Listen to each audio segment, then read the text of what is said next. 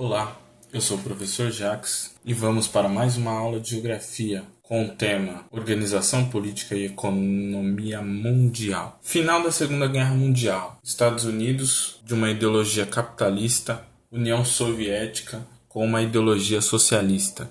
Duas superpotências mundiais. Os dois foram aliados contra o nazismo durante a Segunda Guerra Mundial. Depois disso, passaram a disputar a hegemonia do mundo. Nessa aula, eu vou explicar o que permeou por essas ideias que influenciaram tanto um país quanto o outro. Vou tentar definir esses termos para vocês de uma forma mais simples, para que vocês compreendam de uma forma clara como essas ideias costumam ainda nos influenciar nos dias de hoje. Vamos começar lá? O capitalismo, o socialismo e suas características. O bloco capitalista ele foi representado pelos Estados Unidos. E para a gente entender o bloco capitalista, a ideologia americana, a gente precisa entender qual o sentido do capitalismo. O capitalismo ele é regido pela propriedade privada. E o que é a propriedade privada? É quando os meios de produção são pertencentes a uma pessoa ou a um grupo de pessoas. No capitalismo, o trabalho é assalariado. O que vem a ser um trabalho assalariado? Trabalho assalariado, pagamento pela atividade desempenhada pelo trabalhador. Já no bloco socialista, representado pela União Soviética, existiam a estatização, que é um sistema em que as terras e os meios de produção pertencem ao Estado, ou seja, tudo que se tinha dentro do território soviético pertencia ao Estado. Isso a gente chama de estatização. Não existiam empresas privadas dentro do território soviético. E também a questão do pleno emprego, que era a garantia de emprego a todos os trabalhadores soviéticos. O sistema capitalista ele surge lá na Europa durante a Idade Média, entre os séculos 11 e 15. E ele se sobrepõe ao feudalismo. Em seus primórdios, a partir do século 13, a sociedade é marcada pelas relações entre duas classes sociais. Que classes sociais são essas? A burguesia, dona dos meios de produção necessários à produção de bens e mercadorias. E o que são esses meios de produção? Máquinas, equipamentos, matérias-primas, terras. E aí o proletariado, que são os trabalhadores. Por não possuir meios de produção, vendem sua força de trabalho por meio do trabalho assalariado. Fases do capitalismo. Atualmente, podemos definir 3 fases para o capitalismo. O capitalismo comercial, o capitalismo industrial e o capitalismo financeiro. Eu vou explicar agora cada forma de capitalismo para vocês. A primeira forma de capitalismo é o capitalismo comercial, que foi marcado pela produção artesanal, o desenvolvimento da manufatura e pela expansão marítima, que são as grandes navegações do século XV. Nesse capitalismo, tivemos lá no início o artesanato, que é a questão do artesão que trabalhava sozinho, manualmente, usando suas próprias ferramentas. E depois, com o desenvolvimento desse artesanato, passamos para o estágio de manufatura, que é uma outra técnica artesanal. Na manufatura, as tarefas eram desempenhadas por grande número de trabalhadores. Foi uma etapa intermediária entre o artesanato e a indústria. Ainda no capitalismo comercial, entre os séculos 16 ao 18, houve o início da divisão de tarefas e o emprego de máquinas simples ao longo dos séculos, que é característico da manufatura. O comércio de mercadorias e a exploração das colônias possibilitaram a ampliação da acumulação de capital pela burguesia. No século XIX, potências europeias decidem controlar definitivamente territórios asiáticos e africanos de menor desenvolvimento econômico. Podemos chamar isso de neocolonialismo, que é a relação de poder e de dominação europeia sobre os estados orientais. Uma consolidação da divisão do mundo. O neocolonialismo consolidou a divisão do mundo em Ocidente e Oriente e intensificou a relação de poder europeia, permitindo maior intercâmbio entre os povos dessas duas regiões. Quais foram as formas de conquistas territoriais? Os europeus, eles partilharam ou separaram a África por intermédio de relações diplomáticas, por cooptação de líderes locais e forças armadas, ou impondo seus interesses econômicos, políticos e culturais sobre o continente. E isso também foi feito em partes da Ásia. O neocolonialismo, ele criou um termo chamado orientalismo, que é o conhecimento sobre os orientais. Só que esse termo foi construído com base em estereótipos, fruto de uma visão eurocêntrica sobre as características culturais. E agora, para a gente entender esses termos que a gente tanto está falando nessa aula, a gente tem que entender que capital é uma riqueza ou um patrimônio de uma pessoa. É um recurso destinado ao investimento em uma produção. E o que é uma visão eurocêntrica? Uma visão eurocêntrica é uma visão que considera apenas os valores europeus, coloca a Europa numa posição central em relação ao restante do mundo. Agora vamos para a segunda parte, que é o capitalismo industrial. No capitalismo industrial, inovações na forma de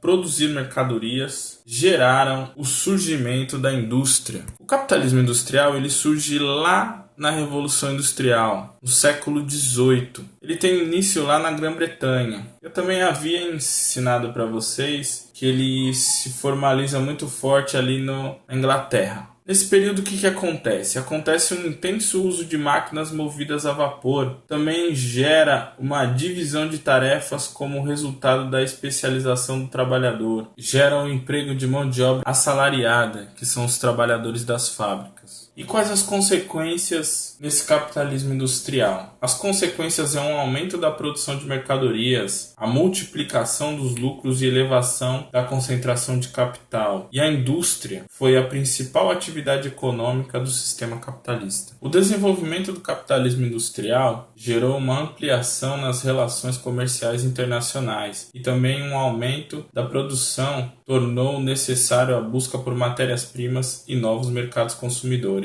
Aí à direita vocês podem ver um mapa da África. A África que na época foi partilhada por todos esses países aí, ó. Que aí vocês podem caracterizar pelas cores. Você vê aí que tem países que foram conquistados pela Alemanha, pela Bélgica, pela Espanha, pela França, a Inglaterra, a Itália, Portugal e outros países independentes. Agora vamos para a terceira fase do capitalismo, o capitalismo financeiro. Essa é a fase atual do capitalismo e se consolidou após a Primeira Guerra Mundial, que terminou lá em 1918. Essa fase ela é caracterizada pela integração entre capital industrial e capital bancário. As indústrias incorporam ou criam bancos. Bancos incorporam indústrias. Empresas associadas às instituições financeiras aumentavam sua influência. As indústrias faziam grandes operações de crédito a fim de obter capital para desenvolver inovações tecnológicas e ampliar sua capacidade de produção. Seu capital deixou de ser exclusivo a elas ou aos bancos. Seu capital deixou de ser exclusivo a elas ou aos bancos, que é uma forma de garantir dinheiro.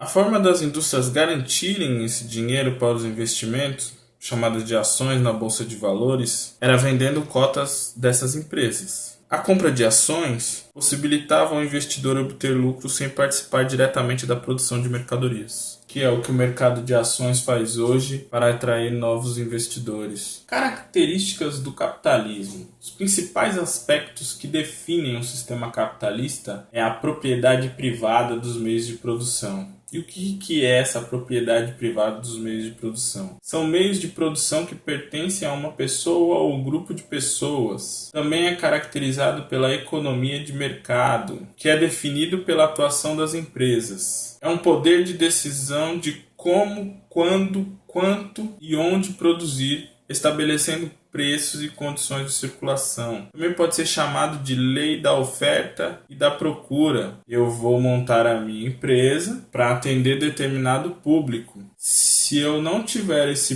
público para sustentar o comércio desse produto, eu vou fechar. Os preços variam de acordo com a procura e a quantidade do produto em oferta. Quando você tem uma grande produção de mercadorias, você vai garantir um preço menor ao seu cliente. Quando você tem uma pequena produção de mercadorias, você vai vender a preços maiores. O capitalismo também ele é caracterizado por uma forte concorrência, e são essas concorrências que garantem preços mais acessíveis à população. Essas concorrências também ampliam as opções de compra do consumidor, reduzindo os preços. Ele torna o trabalho assalariado, que eu expliquei anteriormente. Os trabalhadores que recebem um salário, eles começam a trabalhar pela também lei da oferta e da procura. Ou seja, o número de empregos disponíveis maior que o de trabalhadores vai ter um salário maior para o trabalhador. O número de trabalhadores maior que o número de empregos disponíveis vai ter um salário menor para o trabalhador. A lei da oferta e da procura também tem a questão do alto desemprego, que obviamente vai ocasionar salários mais baixos aos trabalhadores. Até o fim da Segunda Guerra Mundial, países desenvolvidos vendiam produtos industrializados para países subdesenvolvidos e compravam deles matérias-primas. Essa é considerada a divisão internacional do trabalho. Essa dispersão do processo produtivo provocou mudanças técnicas e científicas entre os países. Tornaram países cada vez mais dependentes de tecnologia de países desenvolvidos, tornaram esses países desenvolvidos cada vez mais ricos, porque criou a dependência desses países subdesenvolvidos da sua tecnologia. Esses países eles exploram o trabalho assalariado para a produção de seus equipamentos e ao mesmo tempo transferem todo o seu lucro, todo o seu rendimento para países desenvolvidos. Isso são novos arranjos do sistema capitalista. Mas ele também possui fatores positivos, né? Porque o capitalismo ele atrai investimentos, tornando produtos fabricados por empresas mais competitivos no mercado mundial. Com a implantação de processos produtivos automatizados, com a qualificação da mão de obra para atender novos mercados de trabalho, com implantação de infraestrutura para ampliar circulação de mercadorias, homogeneização cultural, que é um fator negativo, graças à maior circulação de pessoas e mercadorias e serviços entre diferentes países. Países em desenvolvimento passam a exportar produtos industrializados de baixa tecnologia, nova divisão internacional do trabalho. Agora vamos entender o que define o sistema socialista, esse sistema tão comentado aí atualmente. O sistema socialista ele é um sistema de organização política, social e econômica. Ele tem o objetivo de construir uma sociedade sem classes e sem desigualdades, ou seja, todo mundo trabalha para o Estado. Todo mundo é um trabalhador do Estado. Defende a extinção da propriedade privada. Tudo vai pertencer ao Estado. Não existe mais propriedade privada. O Estado passa a ter o controle da produção. É o Estado quem determina o que vai se produzir, o que vai se fazer e em que a população vai aplicar a sua força de trabalho, em que a população vai trabalhar. E o Estado socialista também, ele assume um compromisso de garantir a todas as pessoas a distribuição justa de bens e serviços, saúde, educação e habitação. O Estado socialista, ele tem a característica de estatização, né? Como eu havia explicado no slide anterior. O que é a estatização? É quando as terras e os meios de produção pertencem ao Estado. Diferentemente do capitalismo, quando existe um dono, existe um proprietário das terras e dos meios de produção, que são as máquinas. No Estado socialista, o Estado define o salário dos trabalhadores. Ele também idealiza e executa um plano para definir as atividades econômicas. Ele precisa planejar o que vai ser interessante para o desenvolvimento da economia daquele país. Ele vai ter que planejar o que vai ser atrativo produzir para que se gere uma economia onde seja capaz de sustentar a população. E é por isso que ele idealiza e executa um plano para definir as atividades econômicas. Ele também decide o que é e como produzir para atender às necessidades de bens e serviços de cada indivíduo dentro do Estado. Garante o emprego a todos para executar suas várias funções e diminuir as desigualdades sociais. Agora, para terminar, eu vou dar exemplo de 2 países que implantaram um sistema socialista para vocês entenderem melhor. O primeiro país a adotar o sistema socialista foi a Rússia. Na verdade, na época, deixou de ser Rússia e se transformou em União Soviética, né? Primeiro país a adotar o socialismo, logo após a Revolução Russa de 1917. Em 1922, ela formou a União das Repúblicas Socialistas Soviéticas, a URSS, que eu acabei de comentar com vocês. E nelas, esse país, esse estado, ele era constituído por 15 repúblicas. Essas 15 repúblicas se anexaram ao Estado russo e daí veio o nome do país, que é a União das Repúblicas Socialistas Soviéticas. O poder era concentrado em Moscou. Independente dessas 15 repúblicas que se anexaram, o poder permaneceu concentrado em Moscou. Agora, para encerrar, eu vou falar sobre o tão conhecido socialismo chinês. Algumas pessoas dizem, mas a China é socialista, não é? Eu não entendo muito socialismo chinês. O socialismo chinês ele foi implantado no país em 1948, quando a China viveu uma revolução comunista, com Mao Tse-tung. Esse socialismo chinês é a base do regime político atual. Esse regime ele se mantém desde 1948. E como é que é esse regime? As decisões elas são centralizadas nas mãos dos dirigentes do Partido Comunista Chinês. São eles que planejam, assim como eu havia explicado em slides anteriores, o que eles vão adotar para a população com a questão de trabalho, infraestrutura e desenvolvimento. O país ele adotou políticas de desenvolvimento apoiadas na indústria de base. A indústria de base é a indústria de bens duráveis. Esses utensílios que duram por mais tempo nas nossas casas, como fogão, geladeira, a questão do automóvel também, na coletivização de terras e na planificação da economia. Planificação, aquilo que eu já expliquei, que é o plano das atividades do Estado.